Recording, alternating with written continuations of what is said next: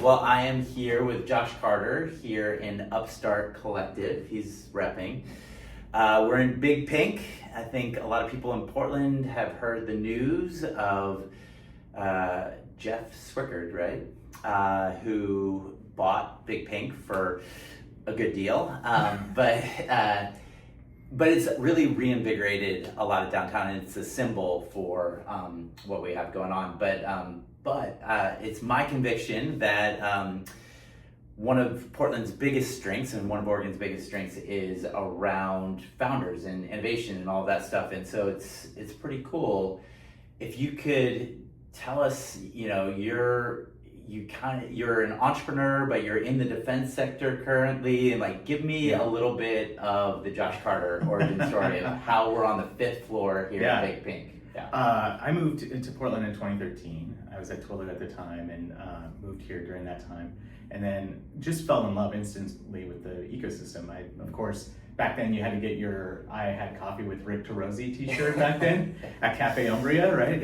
And so I did that, and I instantly just fell in love with how collaborative. Everybody wants everybody to win, and it's just everybody's so accessible. And so I started a company here, and then we sold it, and then I started running accelerators. I ran the WeWork Labs at Custom House. But during my time at Techstars, when I went through as a founder, I went through in a space in Chicago, and I found it so profound that all these different parts of the ecosystem could be found in one place. And I thought, Jesus, like we should have that. Portland should have that.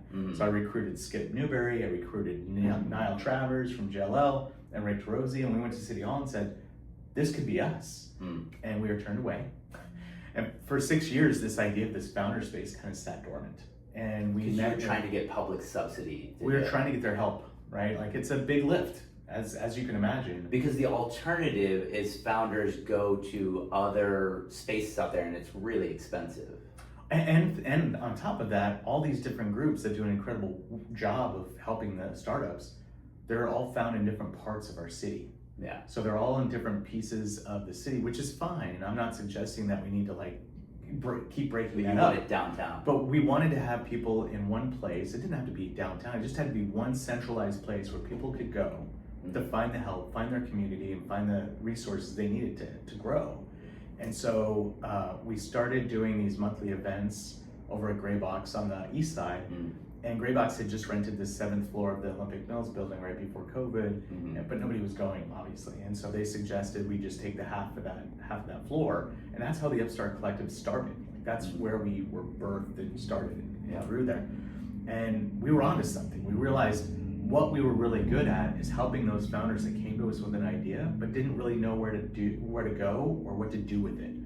And so for a year, we really tried to figure out how to activate that space. And then PSU came to us and said, we're about to get a bunch of money to do these hubs. It sounds a lot like what you're doing. Just come do it with us. And that's how we ended up in the west side. And so now suddenly we found ourselves with 2 locations. When Jeff bought this building, we quickly got connected to him about how do we activate Big Pink to be that centralized space? Because if you think of the other parts of the country that have these things, like Austin has Capital Factory, Chicago has 1871, all these different ecosystems have these and they work really well. We met with Jeff in West Lynn, I would say in October timeframe, I think. It was 30 minutes and we were just completely aligned. It was really clear that this was going to work.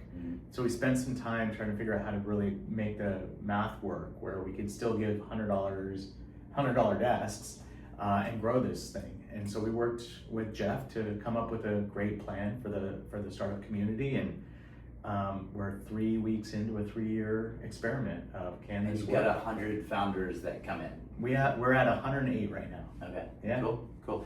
And you were just before this started, you were telling me and reminding me of some of the old school software startups that were in Big Pink. Name some of those off. And New Relic was in here, Web Trends. I mean, there was a lot of really cool things that happened. And New Relic used to activate this space for community events. So it's kind of this full circle moment now for us, especially those that have been in the ecosystem for a while, who understand what the New Relic space meant to the ecosystem. And so it was funny, I think it was the second day we were here, Jim Gochi, who used to be New Relic CTO, was in one of our conference rooms, advising one of our startups. So it's cool to just see this full circle moment. I mean, we're in the 5th floor, and there's a bike room, and the pillar here says JavaScript. I mean, some of the old stuff from New Relic is still here, and LegitScript is still that's right way upstairs. Because I just, I think Big Pink is, I mean, it's rebuilding, but it was pretty empty when when Jeff bought it, and then is reinvigorating. So, what are some of the projects that are, because you're tied into, to even international stuff. So just, if you can name one or two of those projects. Yeah, I mean, we're trying to activate the space so that there's more programming. Obviously, the Oregon AI Accelerator comes and does some programming out of here. We have, hopefully, Plug and Play make a stop here in Portland to open a space here.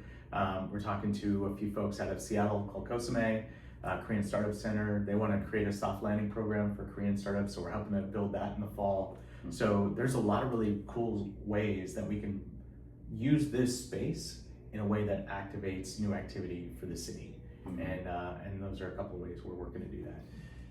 And there's some frustrations that we're also talking about. A lot of, you were just talking about this before, but it kind of snuck up on the tech and business community. Something that sounds obscure, but is deeply meaningful in terms of, we have all of these challenges on the tax front, and we have something that works really well federally to incentivize startups to be here. It's called QSBS, and we don't need to get into all that, all the dynamics of it, but it sounds like Oregon is going to be one of the few states that doesn't have this soon, and you were working to help to keep it here. So yeah, it was part of Trump's big beautiful bill to give some tax breaks and tax incentives to incentivize some of them. There's we don't have to go in the political part of it. There's a lot that is not great about it, but there's some good things in it as well, especially incentivizing not just founders create companies, but also investors, early stage investors, to go in early into startups. Right. And a lot of states are doing this. I don't want to pick on Oregon. We're not the only ones trying to figure out how to fill budget gaps left behind by the federal government and their cuts. But of all the things that we could have picked to try to fill these gaps, this couldn't have been the worst one to pick, because I wrote a lengthy article, and if you want to go read it. It's up on my Medium page. But it's one of those things where the assumption was based on the status quo. In other words, if we do nothing, if our ecosystem doesn't change, then this will help bring in about 70 plus or so million into filling that budget gap. That's assuming the founders don't leave. And as you and I know already, even before this happened. Well, Multnomah County has a massive wealth drain because of tax stuff. 100%.